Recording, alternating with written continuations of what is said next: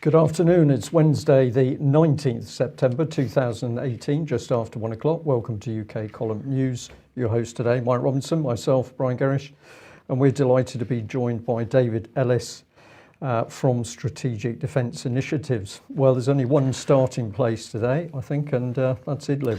Well, of course, on the 7th of September, Vladimir Putin was in Tehran for a summit on Idlib, and of course he was meeting with Erdogan from Turkey, and also obviously the Iranians were there as well. They were hosting it.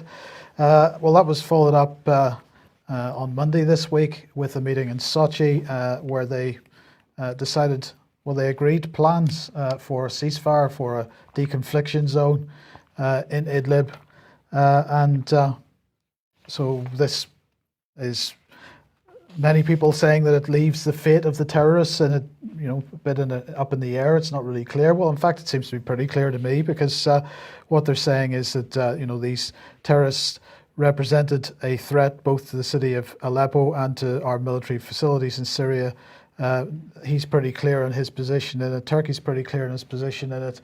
The Iranian foreign minister had this to say: intensive responsible diplomacy over the last few weeks pursued in my visits to Ankara and Damascus, followed by the Iran-Russia-Turkey summit in Tehran and the meeting in Sochi, succeeding in averting war in Idlib, with a firm commitment to fight extremist terror. Well, this is what the Turkish foreign minister said: the borders of Idlib will be protected under the memorandum of understanding signed in Sochi. Terrorist groups will be removed from the area. So if the fate of terrorist groups is a bit up in the air, Brian, perhaps it's because the term removed is not necessarily defined in this case, at least not publicly. But it looks like Turkey and Russia, well, they've decided that they're going to require heavy weapons to be removed from certain areas by the 10th of October. And so what it looks like is that they're attempting to corral terrorists into a single location. And to get them to declare themselves as to what they are, whether they're terrorists who are prepared to lay down their arms and make an exit from the battlefield, or they're going to stay on and be removed. But just fascinating to watch the angst building up in the West, that this plan seems to me to be what the West said it wanted, which is things to slow down so that the civilian populations could be protected. This appears to be what Russia has done, but no, this isn't right, because the West's favourite terrorists are still in a bad position. Absolutely. David, perhaps we should ask for your opinion on this little one. You've got a crucible there now of the truth, haven't you? And the truth is going to manifest itself in only one of two ways. Stop and go, or if you stay, there's going to be a fight. And if you put yourself in the mindset of a Russian, you can clearly see their position. And if you put yourself in the mindset of the thing that's running the Western Partnership now, you can see where they are. So it's very, very apparent what's going to happen. What can you say, that on a military side, probably on a financial side, keep an eye on the price of gold. Okay. All right, well, thank you for that. Well, I've just got to bring in this one because, of course, we're already seeing the Western press get its knickers in a twist over this deal between Russia and Turkey.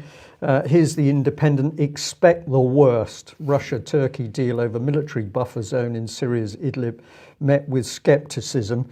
Well, of course, the West is sceptical because they're going to do their best to disrupt this deal. But I just found this fascinating because whilst the Independent is prepared to report this, they seem to have a short memory because here we are back in 2017. The plan, the great global F-35 procurement and operations plan, was that UK's F-35 jets were going to be serviced in Turkey. And back then they were saying we're a little bit worried about this. And I think probably they're very worried about it now. But it's difficult to know who the friend and who the foe is. I think probably the main foe is Lockheed Martin. We've got to remember, of course, the United States still refusing to permit F-35 parts and jets to actually go to Turkey at all. So if there's no F-35 parts, aside from any relationship with the Russians here, Brian, you've got to ask, if they've got no parts, how can they fulfill their contract? It's all getting tricky, isn't it? Very. It seems to me that the globalist industrial military agenda has outpaced what's actually, or tried to outpace what's been happening on the ground. But in that BBC article, of course, we had former Minister for War Michael Fallon. Now, he didn't say this directly, it was an anonymous MOD spokesman, but this is what was said. F-35 is an international program with maintenance and repair hubs in Europe, North America, Asia Pacific, and a global support network that ensures security of supply for all involved. The UK, along with the other F-35 partner nations, benefit from this approach and the efficiencies it delivers. This is really outstanding stuff, isn't it, when you look at it? And luckily, I was able to get a little bit of a sneak preview at what was really said between President Putin and Erdogan.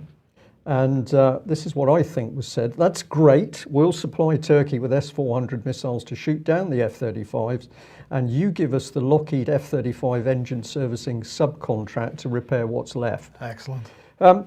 David, if this wasn't so serious, we could perhaps laugh at it, but UK column has repeatedly said we're in la-la land, we are in Alice in Wonderland politics.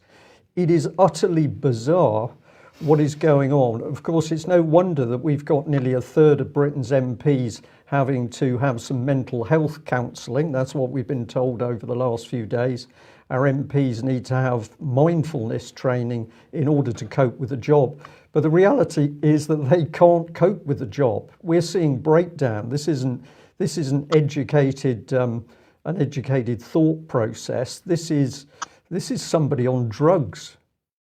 Yeah, this is subterfuge. This is some Zircon. You know, all you Cold War military guys, get your manuals back out, because this is the modus operandi. Where the F-35 is concerned, it's really the pinnacle of the industrial unification policy. So there's all the key words in the straplines of this thing that are all apparent, where we're seeing all over the defence scene and all over the military scene. Joint being one of them, global. And the reason that they were going for this unified approach to the way it would be built, flown, run, operated, serviced, and so on, that's on a joint it's unified. Yeah, if we cancel out the sum there, the language, that it's global, because, you know, the idea I think must have been, you know, we can fly it from here and there and everywhere. We don't see countries, we don't see national militaries, we don't see nations. It's just a big blob. And we're going to have this universal tool called an F-35, and it will be hopping in and out all over the place, conducting global, one of the strap words in there, warfare. Yep. So this is absolutely a sitter. Can nobody see it? Now, let me tell you one thing. This thing isn't a Harrier jump jet. It's not a Hawker Siddeley Harrier jump jet. This is a completely different bunny. All right. You know, what did we do? We walked away from all of that in 2010. We got rid of it all for 10 pence, and we've gone in with this other thing because there wasn't the resistance. There wasn't the analysis. The MPs didn't read their papers. They've not done their job, and they're the only instrument available to the nation to do anything about this, and they haven't done anything about it. And that's why we're in the mess we're in now. Okay. We're going to be coming back to our MPs later in the news. Okay, let's move on to Trump and the United States. It's quite an interesting story. It began on Monday, late afternoon on Monday. White Office press secretary released a statement saying, at the request of a number of committees of Congress and for reasons of transparency, the President has directed the Office of the Director of National Intelligence and the Department of Justice, including the FBI, to provide for the immediate declassification of the following materials. Pages 10 to 12 and 17 to 34 of the June 2017 application to the FISA court in the matter of Carter W. Page. All FBI reports of interviews with Bruce G. Orr prepared in connection with the Russia investigation. and all FBI reports of interviews prepared in connection with all Carter Page visa applications. In addition, President Donald J. Trump has directed the Department of Justice, including the FBI, to publicly release all text messages relating to the Russia investigation without redaction of James Comey, Andrew McCabe, Peter Strzok, Lisa Page, and Bruce Orr. Now, this has really done the business, as it were, because, well, NBC, when they were covering this, said this has caught the intelligence agencies off guard, and it remained unclear Monday whether national security professionals would have any opportunity to challenge any aspect of the decision. The Democrats, they're going nuts as well. The president has no right to undermine the investigation into his campaign or pursue vendettas against political enemies. That was Senator Mark Warner. So they're clearly panicking about this. Now, Adam Schiff, then, the House Intelligence Committee member, said he hoped that the Department of Justice and FBI might be able to stop the release of these documents. So here's a tweet. President Trump has intervened again in a pending investigation by ordering the selective disclosure of classified materials he believes to be helpful to his defense. The Department of Justice and FBI have previously informed me that release of some of this information would cross a red line. So there we go. We're talking about a red line. And then Brennan, on speaking to MSNBC, said he was hoping that individuals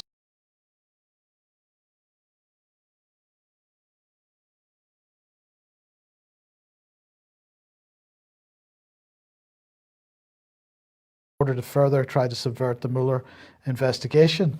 So this is all going on. And more sort of press coverage. This is from Business Insider. Here, off the charts, this is the headline, off the charts, national security experts sound the alarm after Trump moves to selectively declassify the Carter Page visa application. And they're quoting a former FBI agent, Frank Montoya, who of course is a supporter of James Comey. And he's saying that the visa process is secret for a reason, to protect sources and methods. Well, of course, what sources and methods is he talking about? He's talking about Christopher Steele and his cabal of ex-MI6 sources, in inverted commas, and that ultimately wrote the dodgy dossier that we know about, but we also know there's a second dodgy dossier which hasn't been published. And Montoya went on to say that publicly disclosing more details of the Carter Page visa application could not only compromise such information, but risk the US relationship with its partners in the intelligence community. And saying, no question, we're crossing a major red line if we do that. We cannot do our work without those sources. So they're obviously extremely concerned that, we're going to start, or at least the United States is going to start annoying British intelligence here. Well, it gets better because Nellie Orr, the wife of Brian Orr, who's the Justice Department official, she's going to be interviewed during the week by the House Judiciary and Government Oversight Committee about the work that she has done during the 2016 presidential campaign for Fusion GPS. Fusion GPS, of course, the employer of Christopher Steele. And we've got to keep in mind here, Brian, and remember that, of course, it's not just Christopher Steele that was in this little cabal. Richard Dearlove's name appears. Pablo Miller is, of course, the name that nobody is allowed to mention. There's certainly none of the British mainstream press are intending to mention that name. And I believe there hasn't been mention of Pablo Miller for quite some time in the US press either. And of course, this all connects to the Skripals because Pablo Miller was Sergei Skripal's handler. Yeah. So how this all works together, we don't know yet. There's clearly some kind of criminal conspiracy going on. And this all links to the attempts to get rid of Trump through the Muellergate investigation, the Russiagate investigation. It's spectacular, though, how it's all coming apart at the seams at the moment. Yeah, we've got this orchestrated chaos appearing in the UK between the inside the Conservative Party for Brexit. We've got Labour, all of the trouble around the so-called anti-Semitism label. So utter chaos in UK politics, and then by a miraculous coincidence, we've got utter chaos unfolding in American politics. Probably not accidental. No, but of course the other big issue surrounding Trump that people are complaining about in the British press is the trade issue, the so-called trade war that's going on at the moment. Well, this is James Nolt writing in CGTN, Chinese press. He's a professor at New York University. He's a senior fellow at the World Policy Institute. And he's suggesting that, in fact, Trump is not pursuing a trade war, that he's doing something quite different. He said he understands that Chinese leaders would be annoyed and bewildered by Trump's tactics, but what he says is what Trump wants is not more reform in the direction of liberal principles. What he wants is to preserve what he considers key American industries. He does not want free trade. He wants managed trade. He says in American politics, free trade is a necessary mantra. Advocating government-managed trade is an anathema, especially in the Republican Party. But he mentions the fact that, of course, what Trump is up to is what some people have called in the past an industrial policy. This is one supported by even the Democrats during the 1970s and 80s. They were known as the smokestack Democrats. But he's saying that former Democrat Trump probably harks back to industrial policy previously advocated by these Democratic leaders. He disdains liberal policies in favor of negotiated results.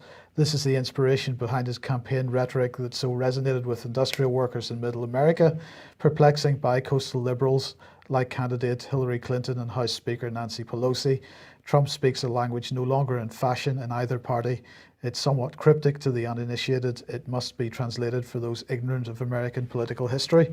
So that puts a slightly different spin on it than certainly Western media is attempting to put on. And we watch with interest how this pans out. But certainly James Nolt suggesting that there's more to this than meets the eye. Okay, well, I'll add this one in, Mike. We've only just picked up on this morning, so no doubt there's a lot more to look at, but it was a fascinating headline. It's The Guardian, and it says right-wing think tanks unveil radical plan for US-UK Brexit trade deal.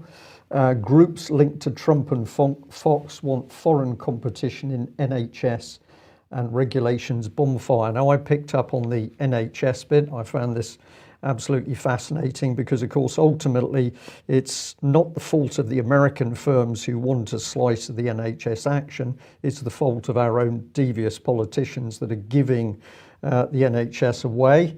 But this is some of the stuff that was stated. A radical blueprint for a free trade deal between the UK and the US that would see the NHS open to foreign competition, a bonfire of consumer and environmental regulations and freedom of movement between the two countries for workers is to be launched by prominent Brexiteers. I'll ask Dave Ellis comment on that in a minute, but that almost seems to be making UK the US aircraft carrier. We just simply don't have borders, we just mix the people. Close links, Liam Fox gets a big mention. And then this paragraph here said the policy initiative was shaped in consultation with a group of other conservative libertarian think tanks on both sides of the Atlantic. The blueprint explains these include UK organisations whose funding is opaque, such as the Institute for Economic Affairs, Adam Smith Institute, amongst others in the UK, and others in the US, including the Heritage Foundation, American Enterprise Institute, and the Competitive Enterprise Institute. Now, I find this fascinating that The Guardian is actually pointing a finger at some of these organisations and saying, well, who are they? But what we can clearly see is that the NHS is going to come under attack. David, very quickly. Well, just before we go to David, I just want to comment on this because they're suggesting that this is groups linked to Trump and that these groups are promoting free trade. Donald Trump is now, aside from what is said in that article for Chinese press, if we look at what Donald Trump is doing with NAFTA at the moment, Brian, it's pretty clear he is pursuing something which is 180 degrees away from a free trade policy. That's what's hinted in this article. This is, to me, this is just British Guardian nonsense again. This is not reality what they're presenting. This is what they would like to see, but it's not what actually is going to happen. Can I accept that? The bit I will stick on, though, is the fact that they are saying who are these think tanks that are helping to drive the policy. Absolutely. And that's a point that we've often pushed at. David, just very quickly on this one, what's your take? It's very straightforward. Parliament, this is the job of Parliament. This is what our MPs are supposed to be doing. This is what we fought the Civil War for, is in order that the Parliament would make just policy and just law for the nation. Now, it's not the job of these people to go off on these third-party subcontracting sort of policy benders that we're seeing all over the place, like we've seen with Jeremy Corbyn having policy written by a German think tank. It should be his own MPs doing that on behalf of the people that they represent, and the same for the others. This is a nonsense because we're seeing it time and time again. And the problem with it is, of course, when these, let's say that they've completely misinterpreted what they're supposed to be doing as an MP. When they go off half-cocked like this to all these different groups that have all other interests other than that of the people, they have a corporate and a financial interest, and that is where we have the variance. The people's interest is not the same as the corporate interest and the money. They're two different things. And all the while these MPs go off and do that, this is going to cause more trouble. And of course, this sort of notion here that Fox is on is no different to this 53rd state stuff that we had in the 80s. It's a rerun of that. And I'll say, all things considered, Mike, you're completely correct. It isn't joined up thinking at all. It's not of the now, and it's not really focusing on where we want to be. Just as a sort of, let's throw this in the hat. Let's say that the Russians sink the Harry S. Truman out there in the Med. What will America do? Have they thought that one through? We're going to go in with America on this basis. Hang on, heads up, everyone. We're about to have an escalation. There's certainly mobilization. We can see that. But they're not thinking it through. So what on earth is Fox doing with this? He needs to be reined in, as will all the others. Come back and do your job, which is represent the people. That's what you're there for, and make the policy in Parliament, not in a separate building elsewhere or in a separate country. It needs to be done in there. Yep, David, we're going to come back onto this subject in a minute, having a look at hidden influences behind the British government. But just to end the NHS segment, as it were, an advert for a really outstanding conference. This is Sunday, the 11th of November this year. Now, this has been organised by Christina England, who has done so much tremendous work to warn about the dangers of vaccines. She has got a range of very good speakers. The venue is W11, so at the moment the venue is not announced. Now we can understand why this is, because UK Column, amongst other things, has been warning that under the Prevent legislation, if you dare try and book a venue to discuss things which the British government doesn't like, you're likely to have that venue taken away. So the venue will be announced. All we can say at the moment, it should be somewhere in W11. And the day is £30. That includes refreshments. So if you can attend, please do. If you can't, please help us to advertise this event, because these people, we will have a look at the speakers in more detail in coming days, but they need maximum support. Okay, now on Monday afternoon, what took place? A meeting between NATO Secretary General Jens Stoltenberg and the delightful Federica Mogherini, who's the High Representative for the European Union on Foreign Affairs. What took place in this meeting? We don't know. We don't know because there's no information whatsoever. The press release said there will be no media opportunity. It went on to say still and video images of the meeting will be available on the NATO website after the event. When a year after the event? They're certainly not there yet, and we're now 3 days after, two days after the event. So the professional quality videos and B-roll, they said, would be available and download from the website. Well, that's all. What you've just seen is all that is available at this point. We do not know what the contents of this meeting were. We can surmise, David, that this was more conversation about NATO and EU military unification. But of course, we don't know because this is apparently the contents of this meeting are secret. Well, how convenient. You've got all this escalation there on the one hand, and then those two are sitting there effectively unifying the two systems, the two structures, the two concepts into one whole force. A joint force, a unified force, a force in union, nonetheless, it equates to the same thing. It equates to military union, whether that be national militaries that make up NATO. You've now got them effectively having all their sovereignty surrendered, sitting there at the table with Federica Mogherini, a fellow of the Marshall Plan, I understand. And they're effectively talking about rolling the forces all into one. So you can see how the conversations are taking place there. And the reason for that is there is no resistance in Parliament to stop it. Parliament could stop this quite simply. It would take 2 or 3 MPs to stand up and start it, and it would be there. So the whole concept that we've seen on an internal basis with our own military is now of a whole force, or let's be plain speaking now, a unified force. It's no longer Her Majesty's Armed Services, Army, Navy, Air Force, and so on. It's just one force. And that force within NATO is effectively, they're sat around the table there talking to Mogherini about going into military union. Because why are they there? Yep. Because David, it's out in the open now. Germany's called for more and genuine. And this is it. We're there, David, let's look at some of the things that you've been warning about for some time. And a lot of this, we'll call it a dialogue, has been going on over Twitter. But nevertheless, this is pretty powerful stuff.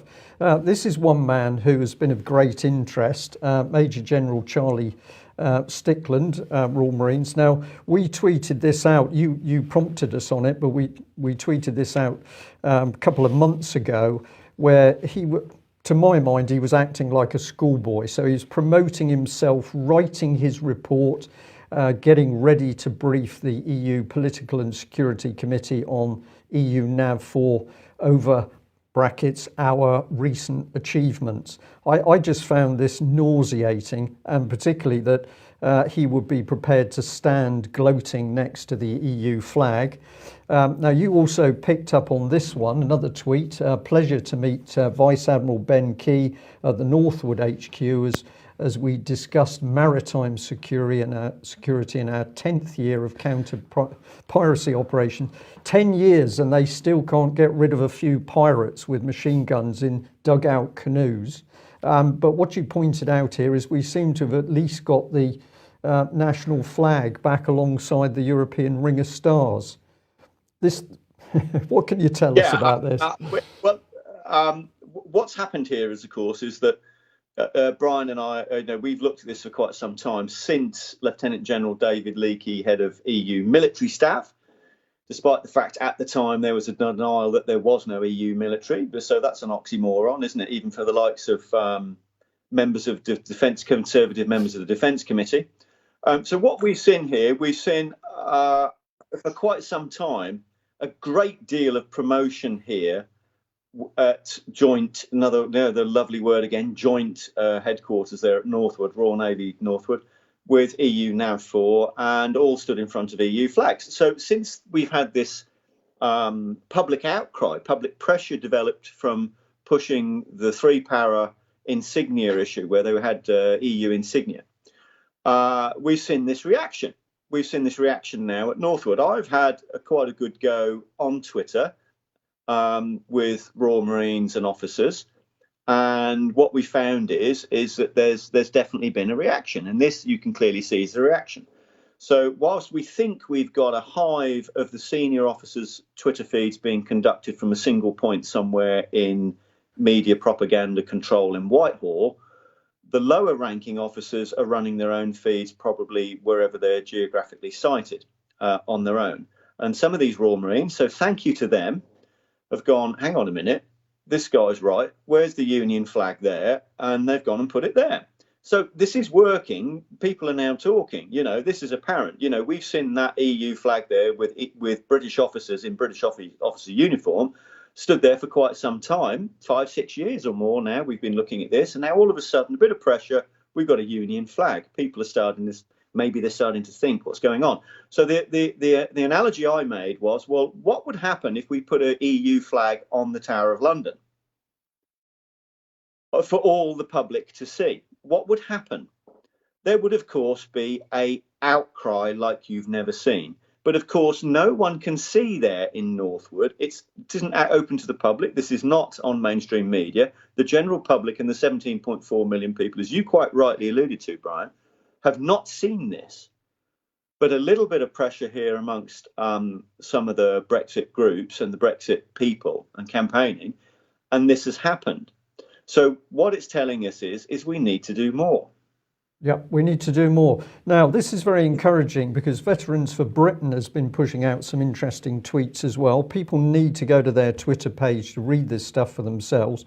But they've put up quite a lot of organisational charts to show what's happening at higher levels, not only of the British military, but this unification with the EU. This is part of the comment on the Veterans for Britain Twitter site. In the diagram, capability window, research window and PADR are parts of the European Defence Fund mentioned in the Chequers Plan. The UK is participating in PADR and currently in all the rest, including CFM below it, all inextricably linked according to EU Commission rules. And then they've got this, it's all agreed since October 2016, and member state militaries are in the process of aligning under it politically, financially and structurally. So this is exactly what you've been talking about, David. They've even pushed this one out, pointing out that Churchill wasn't suggesting that we became part of the EU. We were to get along as allies but not be taken over by them. There's quite a lot of discussion around that. But we seem to have a change of heart, not a change of heart, we're seeing Veterans for Britain gearing up to warn people about what's really happening. Yeah, exactly right. You know, hats off there to Major General Julian Thompson, Royal Marines, Admiral Roger Lane Nott, for pushing through this. And what they're doing, they've got the benefit of being able to put up the component form that makes up in a matrix now, because it's becoming a bigger picture as we see the list of the things that are required in order to conduct full military union or defence union.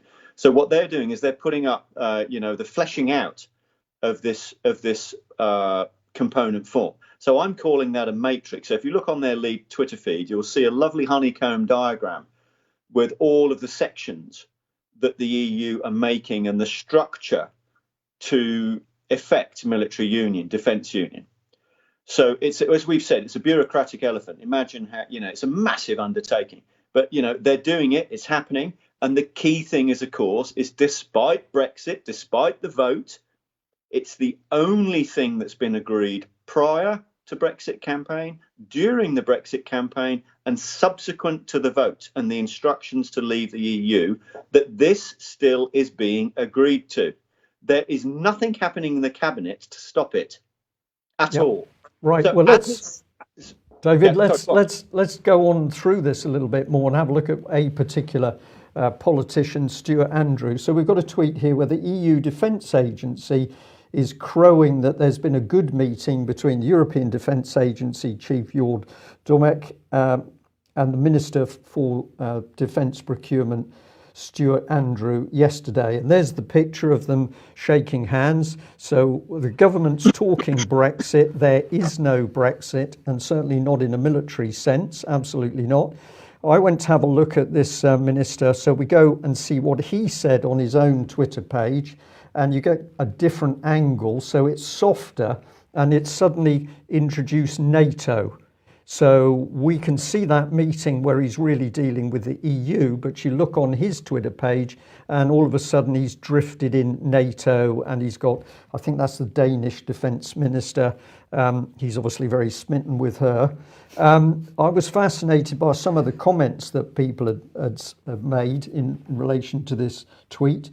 Hof71 said, whilst letting thousands of economic migrants flooding our countries, now they talk about security. They create a problem and then have a solution. One army and the EU will lead. So somebody was on the button there. And then down at the bottom, it gets interesting because they're talking about the cuts in the Dutch army. Here in Holland, our army had huge cuts. There's not much left of our army. And Gary, the economist, says, I know the Dutch army well. One friend is a former general, now retired. And yes, I remember the cuts. They were awful. Just look what they've done in the UK. So like many countries in Europe, so these are the cuts that were made in order to bring in EU military unification. We had to get the armed forces on parity in order to help them slot together. This MP being absolutely hypocritical, devious. This is the major part of his Twitter page where he's boasting that he's been supporting the Rifles who got freedom of the city of Leeds. And so he's friend of the troops, but behind the scenes, what is he actually part of? Utter deception. It's just horrific to see this stuff now, David. It's open on their Twitter feeds. This is what's great about this. So you can get such a great snapshot. It's easy to access. It's quick. You've got sifting capability to search. This is a really good example here. And Brian, obviously, you and I have seen this time and time again with these the duplicit MPs. We've seen it with David Cameron. We've seen it with Theresa May. Day one, Monday, they go and cozy up to a load of troops, get some nice photographs. It's almost like kissing babies, isn't it? We're going to get some nice photographs. 2 days later, they're off doing deals. So they're perpetrating on the one hand, condemning on the other, or cozying up on the one hand and perpetrating on the other, whichever suits them. So let's focus in here on this cutscene. So I'm glad you mentioned that. Let's get the debate started now. What we've gone through in this country for decades was not cuts. It was a unification process, because all of the other countries now are seeing it, that this has become, as one has gone down, the other has come up. The graphs have intersected now. We can all see it. So they're on that Twitter, on those replies. Brilliant, because people are saying what needs to be said. And believe you me, putting this on these feeds works.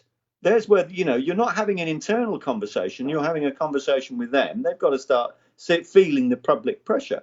Yep. Clearly there you can see with this MP, NATO, EU, same thing. Right. It's a unified thing. It's a blob now. It's a whole force. Okay, David, I'm just going to hold you to a few seconds really on these two, but I think they are important. This one from Navy Recognition saying that India's launched its second ballistic nuclear submarine. So this is India really coming up with the other world nuclear parties. Now, we could have a discussion as to whether that's desirable. I've put in there with a cynical comment, really, has this been produced with free British steel? Because, of course, our steel industry has been wiped out. Tata Steel has come in. And the other one I'll just pop on the screen is trouble at Jaguar Land Rover plant. Just a couple of seconds on this because the clock's ticking. Yeah, really quickly. So Jaguar Land Rover, for some time, they've been setting up plants elsewhere, predominantly India, and I've got first-hand sort of source on that with somebody that's sitting under the board that's going in. So this is not new. It's been happening for some time. They've gradually been setting up these other plants. They've gradually been tapering and adapting the way that things are done there at Solihull and so on. So we've seen 1,000 agency workers laid off very recently, and now they're putting 2,000 people onto short time. So what people have got to realise here is there is a lot going on in India at the moment. And on the big engineering fronts, like building a strategic ballistic missile manufacturing program and the missiles that will go in there, the ICBMs as well. So, there's a huge amount of capital engineering going on in there. And it is all, as you quite rightly said, it's all related to the same steel and engineering process. So Tata is involved with that, along with the other people within effectively their group. So, let's try and view this problem that we've got objectively by looking at the bigger picture. And I'm afraid to say it, but I've been told so many times by so many different people that Solihull will close. Right. It is a fait accompli, but it is a question of when and what happens politically during that period. Don't hold me to a time. I have no idea when, but it seems to be that is the huge amount of anecdotal traffic that I'm receiving on this subject. Okay, David, we'll have to return to this subject. It is an important one. We need to move on now. Thank you very much for taking us through that. Okay, Theresa May was speaking last night at a pro-Israel event, well, I just wanted to go through some of the things she said, because very, very interesting. She said, "I've come here tonight as Prime Minister of our country to say that I stand with you." This is the Jewish community in Britain. "I stand with the UJIA. I stand with Israel as the homeland of the Jewish people, and I stand with the entire Jewish community in Britain." Later on, she said, "I know some of our Jewish communities say they are fearful of the future. I saw the poll on the front page of the Jewish Chronicle, and it sickens me that anyone should feel that in our country." She said, "If we are to stand up for the values that we share, then one of the things we need to do is to give young Jewish people the confidence to be proud of their identity as British, Jewish, and Zionist too.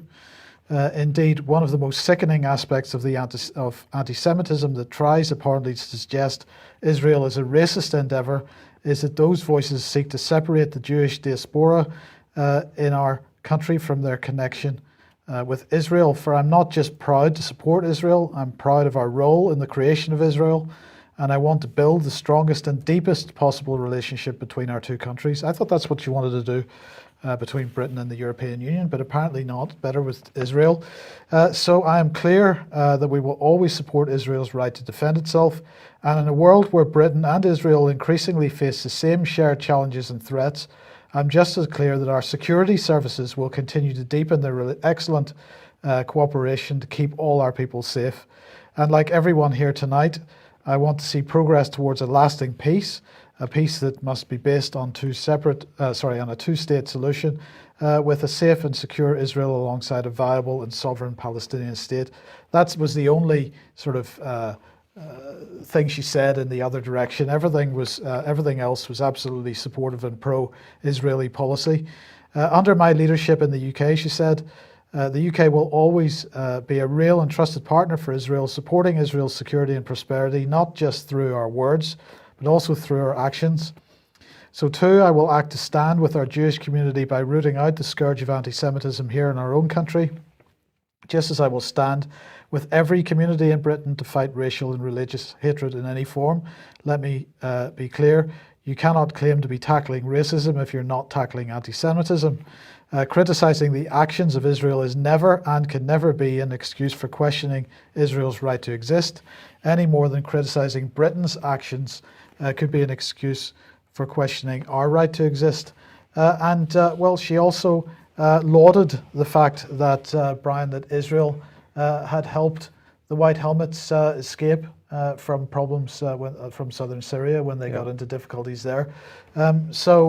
Unbelievably gushing towards a foreign country and supportive of all the policies of that foreign country, it seems. But it must be a matter of concern if what we're doing, and she's admitting that what we're doing, is merging the security and intelligence services of Britain and Israel in this way. It's incredible, and it's incredibly dangerous, Mike. And I think people of this country have got to start asking a lot more questions about the power and influence of Israel in British politics.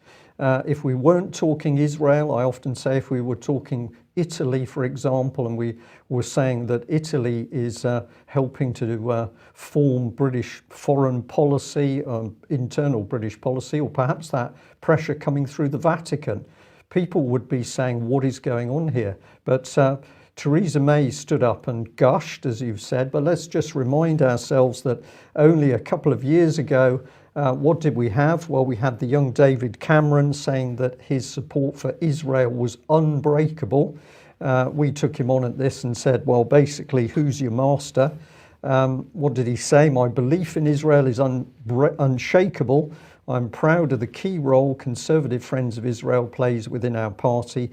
And of course, what do the Conservative Friends of Israel do? They boast of their ability to influence the Conservative Party and thus British politics to bring in what the preferred Israeli agenda is. So basically, Syrian regime change, we know that's Israeli policy.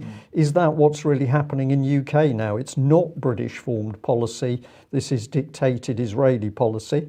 Here is one of the magazines, CFI, Conservative Friends of Israel, Informed magazine, 2013-14.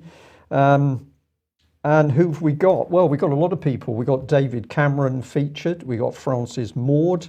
We've got William Hague, Liam Fox. And of course, Liam Fox is now in the middle of all these so-called new trade deals. Is this for Britain or is it for Israel? Sajid Javid appears in it. George Osborne. Well, okay, so former Chancellor there, powerful man. But who is he working for? The public of Great Britain, or is he working for the government and public of Israel? That's a question. If asking that question causes the British government some difficulty, so be it. But are they really British politicians? We don't know. We've no idea of knowing who these people are working for. And when we start to look at what's happened over the last few years, Malcolm Rifkin ended up being effectively pushed out of his job for some fairly, what do we call it, strange dealings with businesses. Some people talking about corruption, but this was the man with immense control over our parliamentary intelligence and security committees, the same for young William Hague, and there was Cameron, Prime Minister, saying the same thing. So all Conservative Friends of Israel, are they really working for UK? We don't know. And then Francis Maude, himself a great friend of Israel, brought together this incredible network of the intelligence services, linking everybody from GCHQ with the equivalent in Israel, plus British police training in Israel. Can't be an accident. David, 10 seconds to close. Where Rifkind is concerned, I was very fortunate to meet a wing commander who had the privilege of flying him around as defence minister, and this wing commander used quite a lot of expletives in describing Mr. Rifkind on the basis of an argument that ensued about the plane being broke that he was using out there, and he couldn't get back. And he said, "Well, if you get me another plane, I'll fly you. But at the moment, we can't go anywhere." And a huge onslaught of verbal abuse ensued. So that I always think is the sort of measure of what we're dealing with. But where Theresa May is concerned, and these other MPs, they're elected on the basis of representing their constituents in Parliament, and that is the fundamental. So in terms of what we're dealing with here, I've very fortunately got a memo to Brexit from a former head of Royal Navy underwater battle space. I'm going to call him Admiral X because he doesn't want to be revealed by name. And this is on the basis of Nelson's memo to Fleet in order to break the line. And it goes like this. To all Brexit groups, all you have to do is go into your MP as a group and demand that we leave the EU. Under no circumstances should you have a conversation amongst yourselves. So this is the advice we've got from somebody that knows about this sort of quite supranational stuff. I'm going to take his word for it. And he's saying that this is the way that we will break the party line. So there you go. It's very straightforward. Get a group of you together, 5, 10, 20 people, go into your MP and demand that we leave the EU. That's it. That's it. David, thank you very much for that. I'll just add to that, of course, always be reasonable and polite, but you can still be forceful. But pressure needs to be brought to bear. Treason in UK is the theme we'll end on today's news. We'll be back on Friday to follow some of these subjects through. Thank you very much for joining us. Bye-bye.